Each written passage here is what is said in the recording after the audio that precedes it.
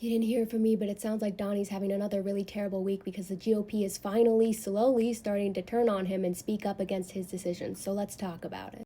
You heard that correctly, and it might be a day late and a dollar short, but the GOP is finally starting to show signs that they regret the monster they've created. And of course, it's causing more Truth Social meltdowns from Donnie. But before we dive into all that, I want to specifically highlight Justice Jackson's comments against everything recently. Supreme Court Justice Jackson had some very strong words, as you can see here, specifically about the various threats that the nation is currently facing. And while she never directly named Trump, she did refer to a lot of individual district court judges who were dealing with cases due to his actions. I would highly recommend you pause to read this whole thing, in which she ended, "Attacks on judicial independence is how countries that are not free, not fair, and not rule of law oriented operate." And the reason this is so shocking to everyone is that Supreme Court judges are supposed to remain unbiased and impartial to the best of their ability, so speaking up like this is highly irregular.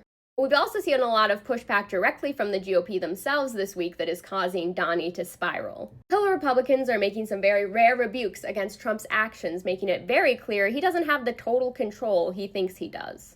Not only has Speaker Mike Johnson split with the White House's stance on some of their funding cuts, but also House Appropriations Chair Thomas Cole didn't seem too happy. The proposed $163 billion cut in non-defense spending for next year. And interestingly enough, across Capitol Hill, Republicans are showing some discomfort and pushback for one of Trump's nominees. Ed Martin, for U.S. Attorney for the District of Columbia, who in the past has defended January 6 rioters. And hey, is this a lot or even close to enough? No, of course not. But it's crazy that it took them until this point to start realizing, hey, this guy might not actually be on our side.